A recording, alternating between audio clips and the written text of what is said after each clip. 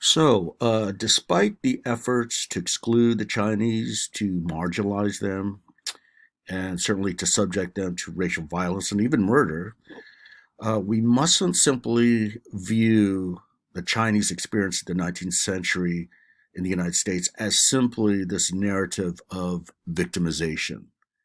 And indeed, this is actually in direct contrast to the Orientalist stereotypes that were imposed upon Chinese men in particular. We discussed in an earlier video, Chinese being as docile, passive, inferior, effeminate. In contrast to that, the Chinese, in many instances, defied their oppressors. They weren't exactly passive recipients of this oppression. And they did this whether through legal channels or even through protest. And before you here, you see the famous example of the railroad strike. This is actually the most famous, but there's other incidents of strikes that happened conducted by the Chinese. But this is the most well known, the railroad strike of 1867. So here you're seeing the use of organized strikes to protest their exploitation, their economic exploitation, that is to say, their low wages, especially compared to American workers, and certainly their discrimination that they faced as a racial other, so to say. This was the largest Chinese strike that took place, and this happened in 1867, as noted there. They began to demand equal pay and boarding with the white workers, but the railroad company in this case basically put an end. They terminated the food supply to the Chinese, and basically they starved them into submission. The Chinese had no choice but to give up their strike because they would starve to death. Okay, you also see some protests when some Chinese were sent as replacement laborers once the slaves in the South were set free in 1865 after the Civil War. You see some Southern planters seeking Chinese cheap labor.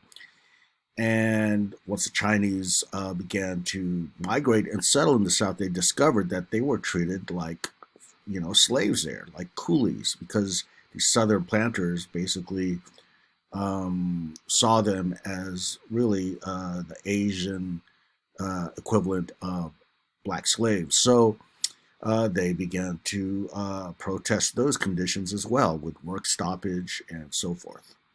Okay, so again, you can't really say that they were just passive recipients of this. Oh, and another thing was the Rock Springs Massacre. This is a case when you had hundreds of American workers raiding the Chinese labor camp in uh, Rock Springs mining, which I believe was in Wyoming. And this took place in 1885, and you had 17 Chinese killed there, numerous injured. They were lynched, shot to death. Even women participated in the mayhem. And basically, this was a race riot, even though it has economic origins as the source of friction. But nonetheless, what did the Chinese do here? They protested to the American government, really, the U.S. federal government, through, writing an official protest. They didn't stop their labor like they've done in the past, but they sent out official protests, through official channels. Okay. All right. So again, you don't see the Chinese just basically kneeling before their oppressors. But what really affected the Chinese in terms of improving their status in the United States was the fact that they had no political support from their home country of China. At this time, the 19th century, China was extremely weak, as we talked about when we discussed, the various push factors.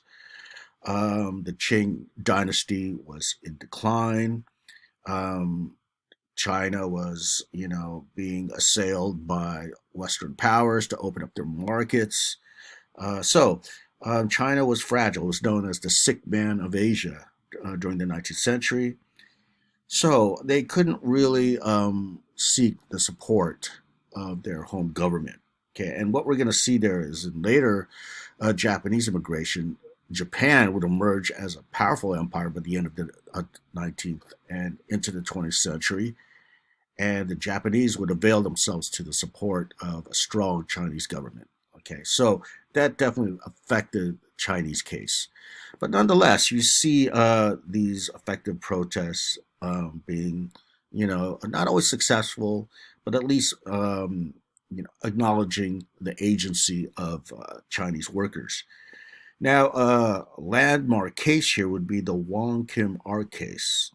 And this is a case where this Chinese person born in the United States actually questioned the category that was referred to and what it was called in the law as, quote, aliens ineligible for citizenship. And let's recall this denied the right of the 14th Amendment to Chinese, even though they were born in the United States. So Wong Kim Ark in 1898 challenged this court case, and in a monumental Supreme Court decision, here was the Supreme Court, the highest court of the land, determining that Ark was correct, right? That is to say, anyone born in the United States, regardless of race, was indeed a citizen and could not be stripped of that right. Okay, so Wong Kim Ark basically nullified that, quote, aliens ineligible for citizenship, at least for the Chinese at the time, but there's going to be pretty stiff resistance to this, which we'll discuss in the case of later Japanese and other Asians. Okay, so what this will do, by the way, is lead to a way that the Chinese could subvert the previous anti-Chinese legislation. Okay, so the Wong Kim Ark case, now that you have the right to attain citizenship through birth, right, being born in the United States, you have this condition that allowed the Chinese to subvert, as I mentioned, past legislation. And how did this happen?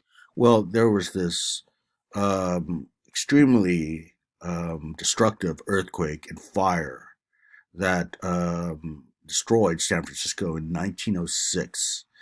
And indeed, much of the infrastructure was destroyed. And this included buildings that housed the municipal records. And within those buildings, of course, there was the immigration records of the Chinese. Right? So all of this was destroyed, all the official records. And what happened after that is some Chinese would claim they were born in the United States. And now, after the Wong Kim Ark case, that provided them with citizenship. So there was no way to, prove that they were lying. No way to disprove their contention that they were citizens.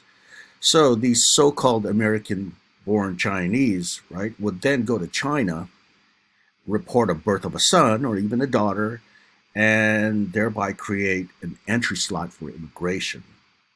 And then years later, that slot could be used by a relative, or they sometimes sold the birth papers to someone who wanted to migrate, even though, of course, they had no relation to that person.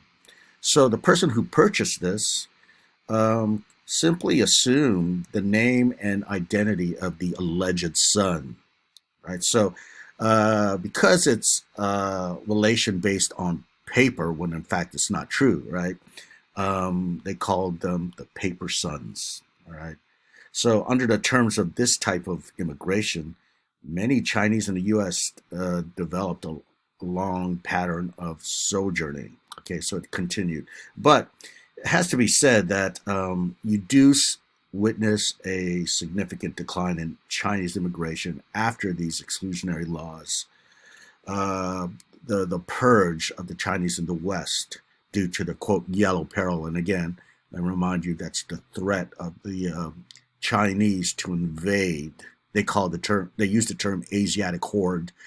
The yellow peril was this threat to invade the Chinese West right, with Oriental culture, and even deadly diseases, right, that were unknown to Americans at this time, right, epidemics and so forth. The yellow peril was used as a scare tactic in political propaganda. So it had a decisive effect in stemming immigration. And as I mentioned, it wouldn't be until 1943 where you see these overtly race based immigration laws, they'd be finally overturned.